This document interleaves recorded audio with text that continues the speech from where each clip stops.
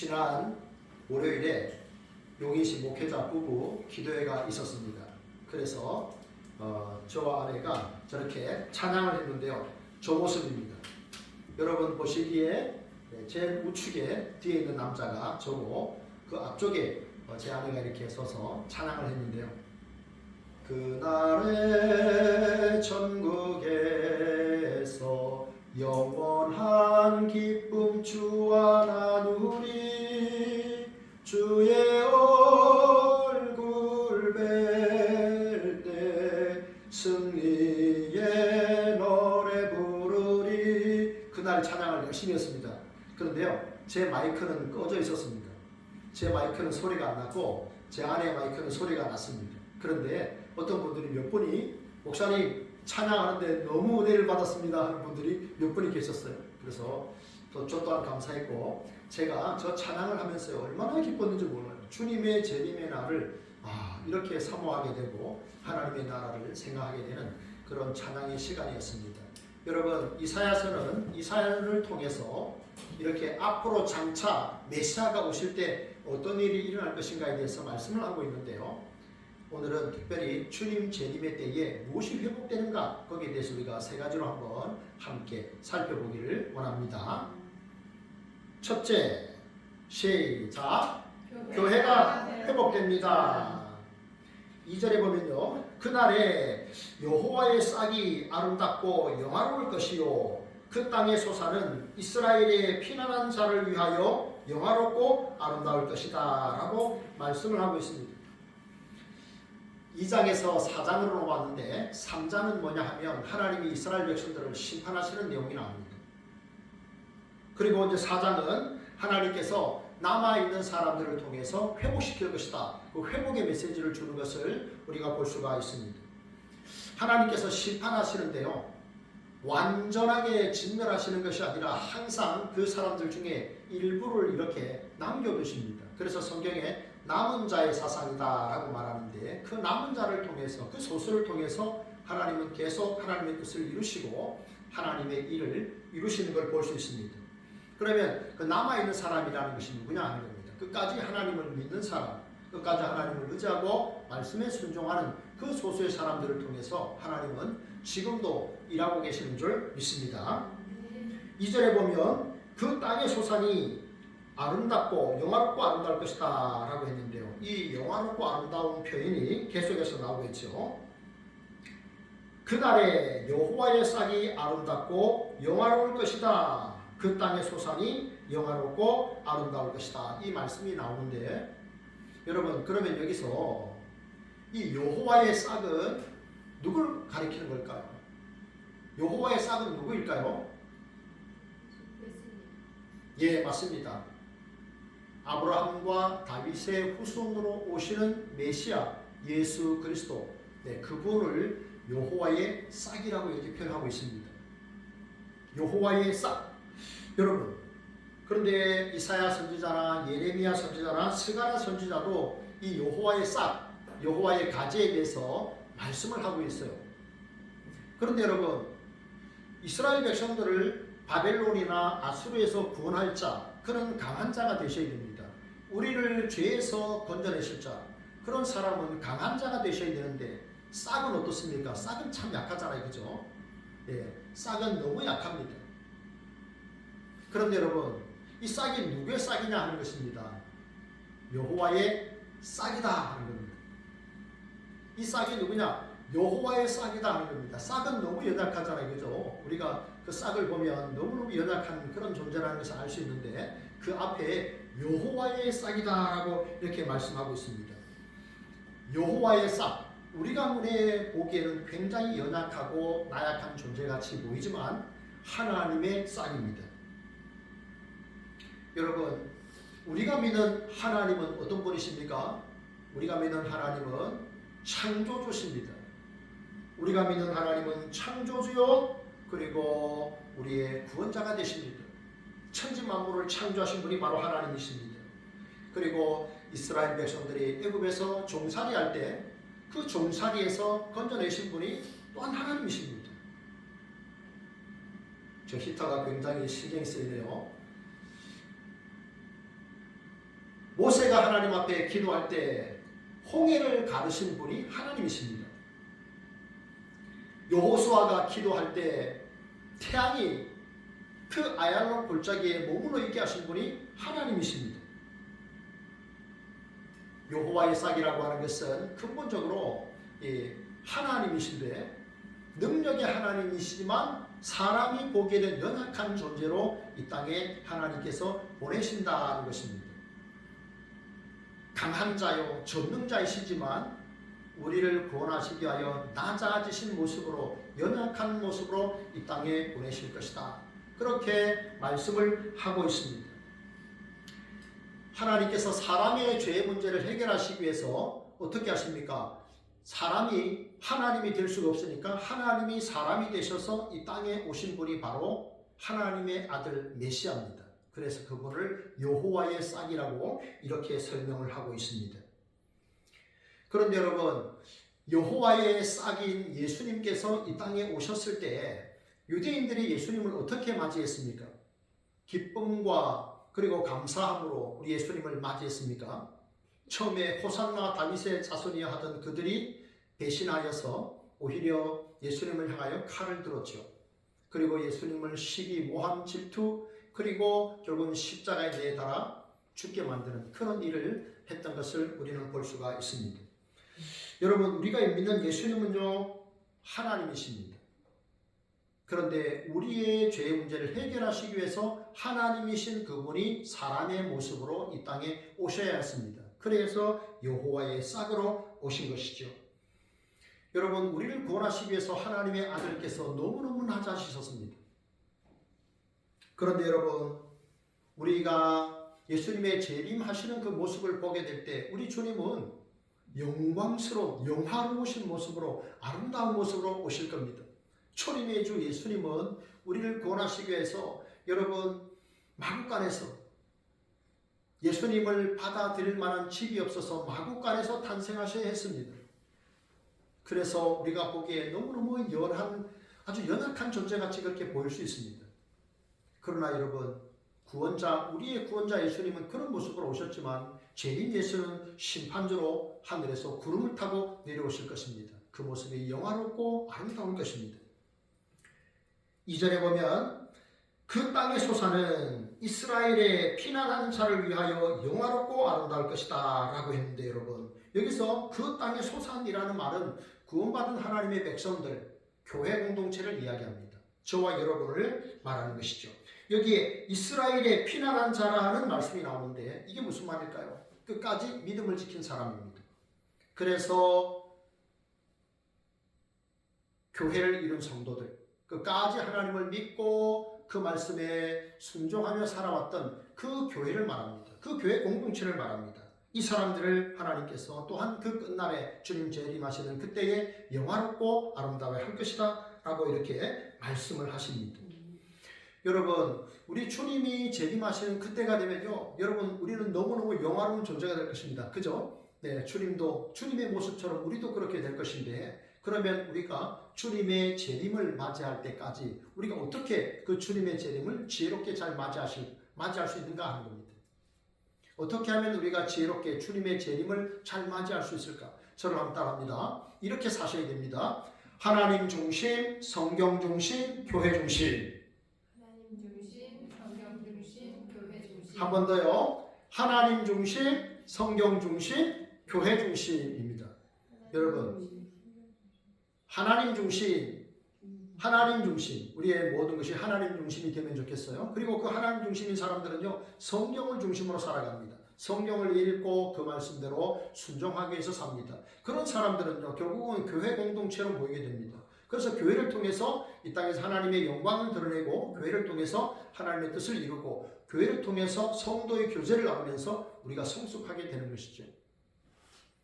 어떤 성도 한 분이 목사님에게, 목사님 저 이제 다음 주부터 교회 나오지 않겠습니다 라고 했습니다. 왜 그런가 하니까 그냥 자연을 통해서도 일상생활 속에서도 내가 하나님을 만날 수 있는데 굳이 피곤하게 교회에 나와서 예배드릴 필요가 없다는 겁니다. 그래서 교회를 안 나오겠다고 했습니다. 어느 추운 겨울날 목사님이 그 성도님 집을 신방을 했습니다. 이제 벽난로에 석탄이 타고 있었습니다. 동글동글한 그런 모양의 석탄이 잘 타고 있었는데 그러다가 목사님이 갑자기 그 부젓가락 그 긴 걸로 석탄 하나를 그 벽난로에서 빼내서 바깥에 이렇게 놓았습니다. 조금 전까지 석탄이 너무너무 활활 잘 탔습니다. 서로 열을 내면서 잘 타는데 혼자 나와서 떨어져 있으니까 이 석탄에 이것이 불이 꺼지기 시작하는 겁니다. 이 성도님이 목사님 제가 다음 주일부터는 꼭 다시 교회를 나가겠습니다. 그렇게 말했다 그래요.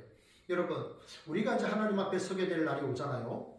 그러면 하나님께서 우리에게 물으십니다. 주님 재림하시기 전에 우리가 먼저 하나님께로 가게 되면 하나님이 물으실 텐데 여러분 과연 이렇게 물으실까요? 너는 어느 교회 다니다 왔니? 혹은 몇 명 모이는 교회 다니다 왔니? 이렇게 물으실까요? 그렇지 않습니다. 그럼 뭘 물을까요? 너는 내가 아들의 피값으로 산 나의 몸 된 교회를 얼마나 사랑하다 왔니? 라고 주님이 물으실 겁니다. 너는 얼마나 교회를 사랑하다 왔니? 라고 물으실 때에 그날 여러분 담대하게 여러분 대답할 수 있도록 준비하시길 바랍니다. 주님 재림하시는 그날까지 여러분 교회를 몸된 주님의 몸된 교회를 사랑하며 살아가는 우리 성도들 다 되시기를 축복합니다. 둘째, 다 같이요. 시작. 거룩이 회복됩니다. 주님 재림의 때 거룩이 회복됩니다. 3절 보십시오. 시온에 남아있는 자, 예루살렘에 머물러 있는 자, 곧 예루살렘 안에 생존한 자 중 기록된 모든 사람은 거룩하다 칭함을 얻으리니. 4절은 그 때를 말합니다. 언제 우리가 온전히 거룩하다는 칭함을 받을 수 있는가 그런 말입니다. 여러분 여기 남아있는 자, 머물러 있는 자, 생존한 자라는 말씀은 하나님의 은혜로 끝까지 믿음 생활을 지킨 성도들, 교회 공동체를 말하는 것입니다. 그들 중에 기록된 사람은, 기록된 모든 사람은 거룩하다 칭함을 얻게 될 것이다 라고 했는데요. 여러분 그냥 교회만 다니면 우리가 거룩하다 이러면 좋겠는데 거기 중에 그 사람들 가운데 기록된 모든 사람, 그들 중에 기록된 모든 사람은 거룩하다 칭함을 받을 것이다. 이게 우리를 좀 살짝 긴장되게 합니다. 좀 두렵게 하기도 합니다. 주님 재림의 날 그때 진짜와 가짜가 나눠진다는 것입니다. 진짜 성도인지 가짜 성도인지 나눠지게 됩니다. 기록된 사람이 모두 거룩하다 칭함을 받는다라고 했는데요. 어디에 기록됐다는 말일까요? 성경이 말씀합니다. 시편 69편에 보면 생명책이라는 말씀이 나옵니다. 다니엘서 12장에도 책이 나옵니다. 빌립보서 4장에도 생명책이 나옵니다. 요한계시록 20장에도 생명책이 나옵니다. 성경이 말씀하는 그 책은 먼저 생명책입니다. 그 책에 이름이 기록된 사람이 온전히 거룩하다는 칭함을 받게 됩니다. 여러분이 얼마 전에 연말정산, 기부금 정산서를 이렇게 받으셨잖아요. 그걸 여러분이 1년 동안에 헌금을 하셨지만 여러분이 그 액수를 쓰는 게 아니라 교회의 대표가 그것을 합산해서 쓰게 됩니다. 여러분 하나님의 생명책에 우리의 이름이 기록되었는지 안 기록됐는지 그것은 생명을 가지신 분이 내 이름을 쓰신 그분만 아십니다. 그렇죠? 우리가 그 생명책에 우리의 이름을 기록하는 것이 아닙니다. 생명을 가진 자, 내가 곧 길이요 진리요 생명이라고 말씀하신 주님께서 그 우리의 이름을 기록하십니다. 주님만 아십니다. 그 이름에 그 책에 이름이 기록된 사람들이 그날 주님의 재림의 때 온전히 거룩하다 칭함을 받게 될 겁니다. 여러분이 끝까지 믿음을 지키셔서 그러한 은혜를 경험할 수 있기 원합니다. 구원, 영생 이런 것은 우리에게서 나오는 것이 아니에요. 이것은 하나님에게서 나오는 것입니다. 여러분 거룩은 구별됨인데 여러분 우리는 얼마나 거룩하게 살아갑니까? 문제는 하나님께서 말씀하셨습니다. 내가 거룩하니 너희도 거룩하라. 그래서 우리가 좀 부담을 안습니다. 하나님께서 내가 거룩하니 너희도 거룩하라. 우리가 예수님을 믿어 거룩한 하나님의 자녀가 되었잖아요. 그런데 하나님은 우리에게 거룩한 삶을 살기 원하십니다. 여러분 우리가 구원을 얻었는데요. 여러분 구원을 얻은 것이 공짜일까요? 아닐까요? 아닙니다. 여러분 사실은 구원을 얻은 것이 우리 편에서는 내 편에서는 어떤 대가도 치르지 않았기 때문에 사람들이 공짜라고 말할 수 있습니다. 그러나 여러분 공짜라고 말하는 것은 적절하지 않습니다. 뭐라고 말해야 됩니까? 은혜라고 말해야 됩니다. 오직 은혜라고 말해야 됩니다. 우리는 은혜로 구원을 얻었습니다. 조선시대 성종이라는 임금이 다스릴 때인데요. 이게 실제로 성종실록에 나와 있는 기록입니다. 그때에 성종이 다스리던 그해 16년째 다스리던 그때에 이 조선에 큰 흉년이 들었습니다. 그런데 충북 진천에 임복이라고 하는 노비가 있었는데 이 사람은 노비도 좀 종류가 있었는데 외거노비라 그래서 주인의 일을 하긴 하지만 따로 바깥에서 집을 구해서 온 가족들이 밖에 삽니다. 그리고 자기는 와서 여기서 또 낮에는 노비로 일해주는 그런 사람이 외거노비인데 이 임복이라는 사람이 노비였지만 엄청난 부자였습니다. 그래서 성종 16년 차 그때에 흉년이 들자 이 사람이 곡식 2,000석을 관아에 바칩니다. 성종이 너무 감동을 받았습니다. 이렇게 어려운 시기에 이런 노비가, 그것도 노비가 2,000석의 쌀을 국가에 이렇게 헌납을 하다니 너무 감동을 받아서 이제 한양으로 불렀습니다. 그래서 그 노비 임복에게 말했습니다. 너의 소원이 무엇이냐? 만약에 김구 선생에게 하나님이 물으셨다면 뭐라고 말했을까요? 저의 소원은 조선민족 자주독립입니다. 대한민국 자주독립입니다. 그렇게 말했겠죠. 그런데 이 임복이 뭐랬냐면 왕이시여 저는 노비로 태어났습니다. 그래서 평생을 노비로 살았고 제 자식들도 지금 노비로 살고 있습니다. 저는 어쩔 수 없지만 제 자식들이 양인이 될 수 있도록 신분을 바꿔주십시오. 면천시켜 주십시오. 그렇게 간청을 했어요. 자, 그런데 이제 왕이 그렇게 하고 싶었지만 신하들이 뭐라고 말했냐면 조선시대는 이 양반시대지 않습니까? 이런 그런 것이 있었는데 그러면 돈을 주고 양반을 산다? 그럼 국가의 기강이 무너진다는 것입니다. 양반은 소수인데 10%도 안 되는 그런 사람들인데 그런데 돈 주고 노비가 양반이 되면 이 조선의 근간이 무너집니다. 반대를 했어요. 그러니까 임복이 또 어떻게 했냐면 이 노비가 자기 집에 있었던 1,000석의 그 곡식을 다 내놓습니다. 다 드립니다. 왕이 너무 큰 감동을 받은 거예요. 그래서 그러면 너와 너의 자식들을 면천시켜준다. 그래가지고 노비에서 양인이 되었습니다.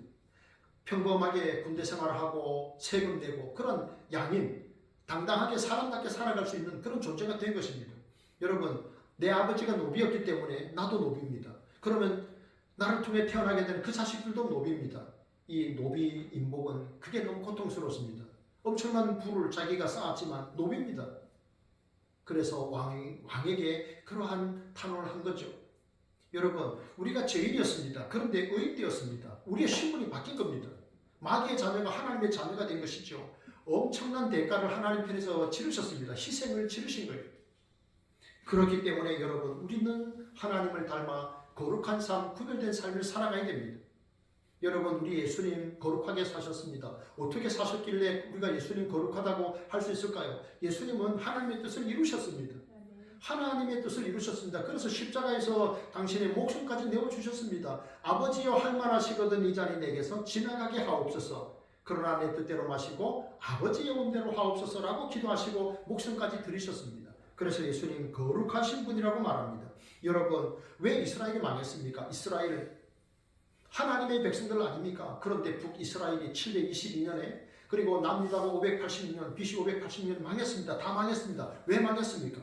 그들이 하나님의 백성이었지만 하나님의 백성다운 삶을 포기했습니다. 살만하니까 하나님을 버렸습니다. 그리고 많은 나라의 그 우상들을 가져와서 그걸 섬겼습니다. 타락했습니다. 범죄했습니다. 가난하고 연약한 자, 고아와 과부를 멸시했습니다. 재판도 돈 받고 그 재판을 휘어지게 했습니다. 이런 악을 행했습니다. 그래서 나라가 망하고 말았습니다. 여러분, 우리는 이 세상을 함께 살아가고 있는데 우리도 나그네고 불신자들도 나그네입니다. 불신자들은 뭐라고 말합니까? 인생은 나그네 길, 어디서 왔다가 어디로 가는가?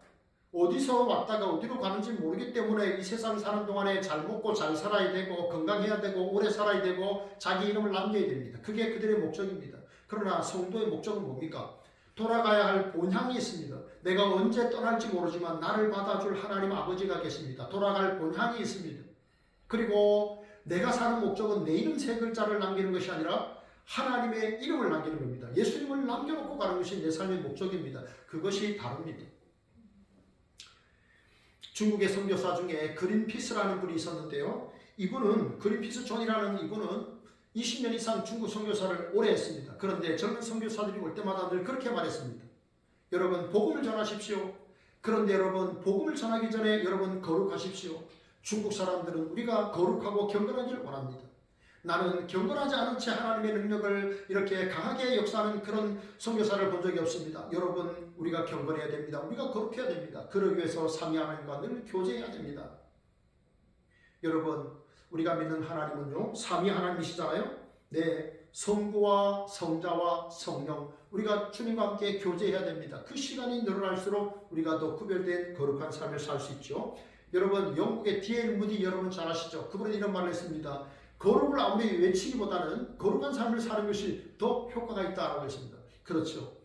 여러분 내가 구별된 삶을 사는 것 그것이 아름답습니다. 여러분 파스칼이라고 하는 철학자는 뭐라고 했냐면요. 성령의 능력 다음으로 세상에 영향력을 미치는 것이 성도의 거룩한 삶이다라고 했습니다. 성도의 거룩한 삶이 성령의 역사 다음으로 파워가 있다는 것입니다. 거룩이 무엇입니까? 내 생활 속에서 하나님이 드러나게 하는 겁니다. 내가 세상의 가치관으로 사는 것이 아니라 하나님의 말씀으로 사는 겁니다. 성령의 능력을 의지할 때 우리는 거룩하게 더욱더 변화될 줄 믿습니다. 그래서 교회 표대로 하나님께 가까이함이 내게 복이 됩니다. 여러분 주님의 재림의 날 우리는 완전히 거룩하게 될 것입니다. 생각해보면 이미 우리는 초림하신 예수 그리스도로 인해서 예수님을 믿어 이미 사실 거룩한 존재가 되었습니다. 이미 의인이 되었습니다. 하나님의 자녀가 되었습니다. 그럼에도 불구하고 우리는 아직 완전히 거룩하게 된 것은 아닙니다. 때로 죄의 유혹이 찾아올 때 우리가 넘어집니다. 우리가 죄의 유혹에 빠져서 넘어질 때가 있습니다. 여러 가지 모양으로 하나님 앞에 범죄할 때 있습니다. 여러분 그럴 때마다 여러분 거기서 좌절하지 마시고 나는 안 되라고 하지 마시고 거기서 회개하고 다시 한번 일어서십시오. 그리고 여러분 우리가 늘 성령의 충만함을 받으셔서 죄와 싸워 이기고 그리고 거룩한 삶 끝까지 주님 오실 때까지 살아갈 수 있는 우리 성도님들 되기를 축복합니다. 셋째 다 같이요. 안 넘어갑니다. 셋째 네, 다 같이 시작. 교제가 회복됩니다. 5절과 6절 보십시오. 여호와께서 거하시는 온 시온산과 모든 지폐 위에 낮이면 구름과 연기, 밤이면 화염의 빛을 만드시고 그 모든 영광 위에 덮개를 두시며 또 초막이 있어서 낮에는 더위를 피하는 그늘을 지으며 또 풍우를 피하여 숨는 곳이 되리라. 여러분 이것은 교제가 회복된다는 것을 말씀하는데요. 여러분 하나님과 교제하기 위해서는 어떻게 해야 됩니까? 우리가 하나님의 자녀가 되어야 되겠죠. 그럼 어떻게 우리가 하나님의 자녀가 되느냐? 주 예수를 믿으라. 그리하면 너와 내 집이 구원 얻으리라. 영접하는 자 곧 그 이름을 믿는 자들에게는 하나님의 자녀가 되는 권세를 주셨으니 우리가 예수님을 믿게 되면 하나님의 자녀가 되는 거예요. 그런데 우리가 예수님을 믿게 된 것도 에베소서 4장을 보게 되면 그것도 하나님의 섭리였습니다. 하나님이 세상을 만드시기도 전에 우리를 하나님이 택하시고 때가 되매 부르셨다고 했습니다. 놀라운 사실입니다. 아니 어떻게 이런 일이 일어날 수 있을까요? 그날 우리 주님의 주를 만나시면 그날 우리가 알게 될 겁니다. 그 모든 상황들을 다 이해하고 다 용서하고 그렇게 될 것입니다. 그날 여러분 물어보시기를 바랍니다. 그런데 여러분 예수님이 우리를 하나님이 예수님을 믿게 하셔서 우리를 주의 자녀 삼으신 목적이 뭘까요? 우리를 너무너무 사랑하셔서 우리와 교제하기 위해서 하나님이 우리를 주의 자녀로 삼으셨다 하는 겁니다. 성부 하나님과 성자 예수님과 성령님 삼위 하나님 그분들은요 서로 너무너무 친밀하세요. 여러분 우리는 하나님과 얼마나 친밀한 교제를 나누고 계십니까? 여러분 부모님과는 얼마나 여러분들이 친밀한 교제를 나누고 계십니까? 형제 자매들과는 얼마나 친밀한 교제를 나누고 계십니까? 여기 5절과 6절의 말씀은요 하나님이 하나님의 백성과 함께 이러한 그 교제를 회복하신다는 그런 말씀을 하고 있는데요. 5절과 6절에 보면 우리가 친숙한 단어들이 있었어요. 구름, 불, 덮개, 초막 나옵니다. 여러분 너무 친숙한 단어죠. 이 구름과 불, 덮개, 초막 하니까 생각나는 게 뭐 있습니까? 생각나는 게 있습니까?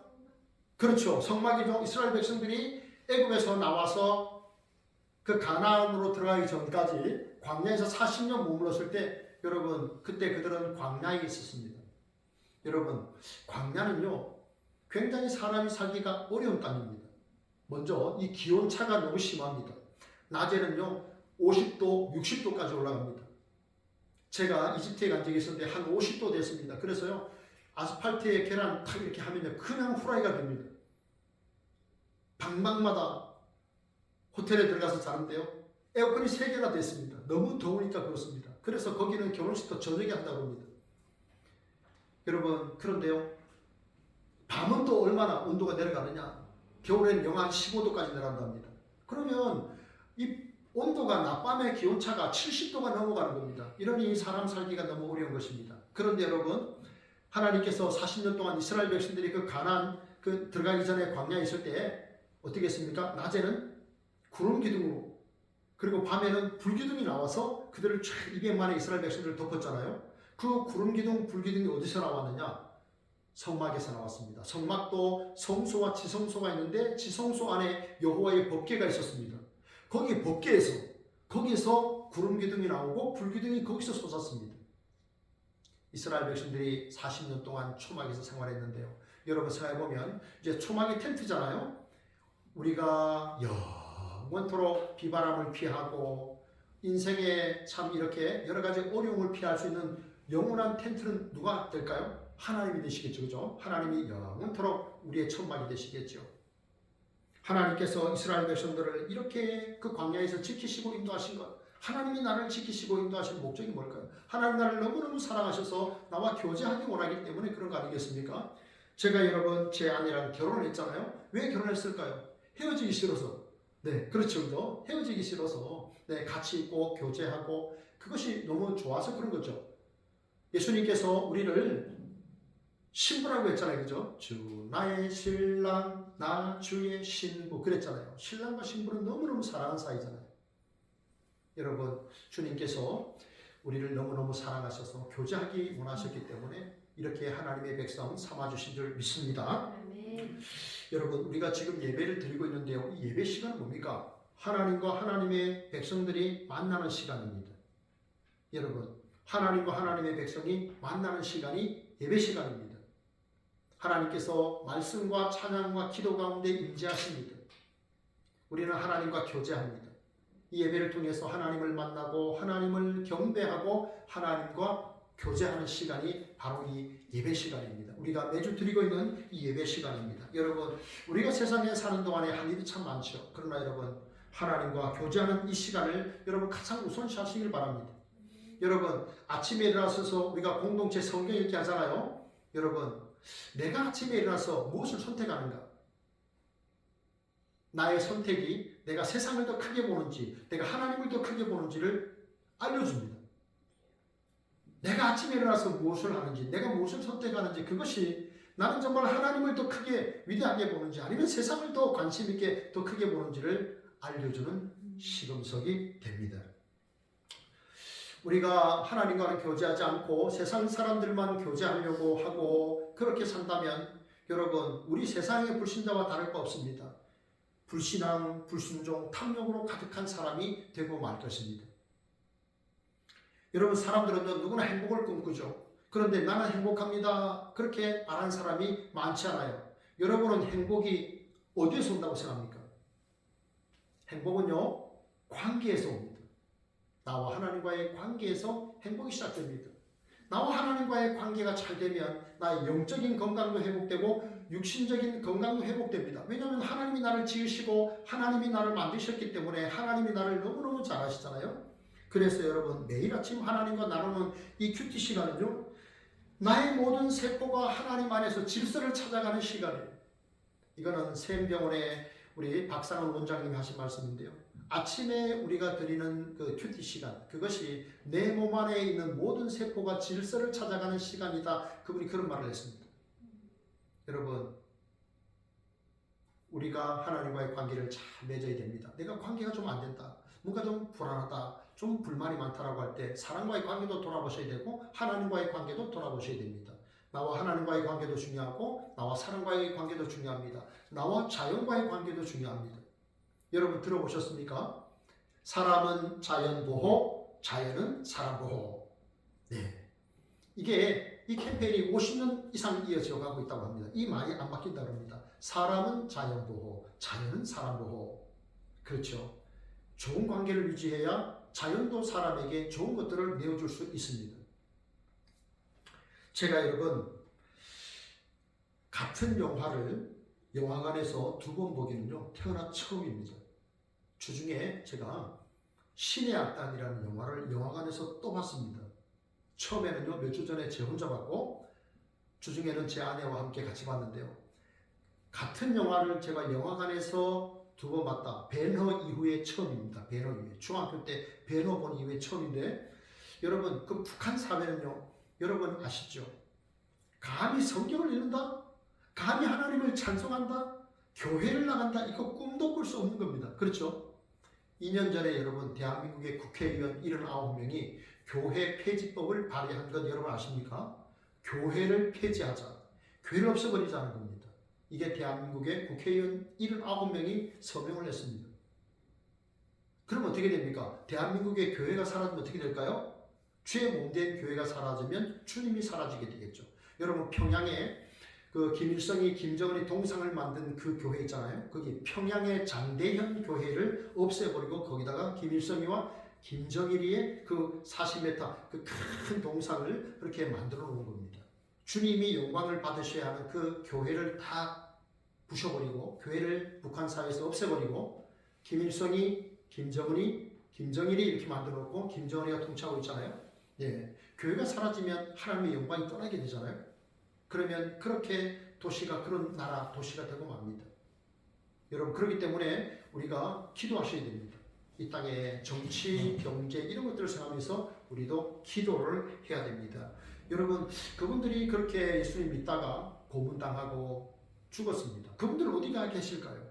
주님의 품 안에서 영원한 기쁨을 누리고 계시는 줄 믿습니다. 여러분 우리도 주님이 재림하시는 그때가 되면 우리가 새 하늘과 새 땅에서 주님과 함께 영원히 가게 될 것입니다. 참된 평안과 참된 만족을 누리고 모든 것이 회복되고 모든 것이 이해되는 그 순간 그날이 우리에게 올 것입니다. 우리 모두 여러분 주님의 재림을 소망하면서 그날을 지혜롭게 잘 준비할 수 있기를 원합니다. 네. 여러분 저기 그림 한번 보십시오. 이 앞에 있는 그림 보면요. 저 바다 위에는 지금 돛담배가 하나 떠가고 있습니다. 그렇죠? 그리고 바다에는 큰 빙산이 하나 있습니다. 자, 여러분 돛담배는요 무엇의 영향을 받을까요? 바람의 영향을 받죠. 바람의 영향을 받아서 바람을 따라서 돛담배가 이동을 합니다. 그러면요 저 거대한 빙산은요 무엇을 따라 움직일까요? 바람을 따라 움직일까요, 여러분? 저 거대한 빙산이 바람을 따라 움직일까요? 조류를 따라 움직입니다.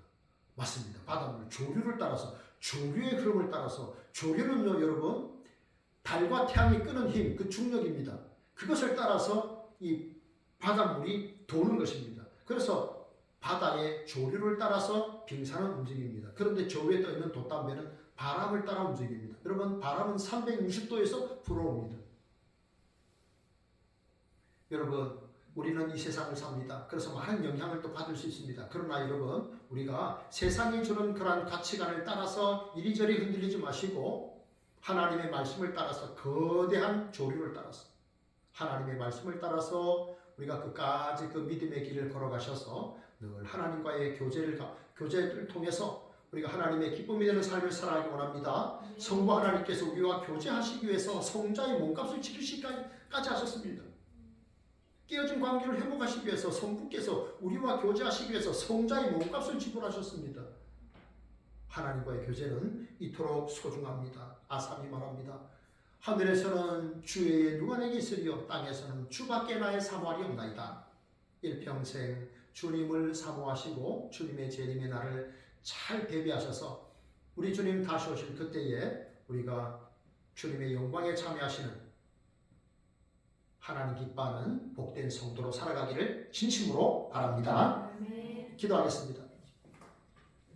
하나님 아버지 감사합니다. 세상의 바람을 따라 움직이는 삶이 아니라 하나님의 말씀 따라서 움직이고 살아가는 하나님의 성도들 다 될 수 있도록 끝까지 우리의 믿음을 지켜주시고 우리를 강건케 하여 주시고 우리를 통해 영광을 받아 주옵소서.